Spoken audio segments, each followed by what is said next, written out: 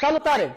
Haideți să facem cunoștință cu noul model Nola Gamma Adamex Sistem 3 în 1. În fața dumneavoastră pe cadru montat avem partea de landou, un landou care se poate folosi aproximativ 6 luni de zile. Căruciorul vine foarte accesorizat, gentuță, husă de ploaie, plasă anti-insecte și suport de biberon, chiar și husele de iarnă individuale pentru fiecare piesă. Cum vă spuneam, aici avem landoul, în interior găsim cocos și bumbac. Avem trapa antireflux reglabilă din exteriorul landoului. Detașarea este foarte, foarte rapidă, având butoane cu memorie laterale și putem să facem lucrul ăsta chiar și cu o mână. Rapid vă arăt și o pliere a cadrului. Roțile cadrului sunt detașabile pentru a fi mai ușor de băgat la portbagaj. Aici avem partea sport. Piesele sunt reversibile, se pot pune atât cu fața cât și cu spatele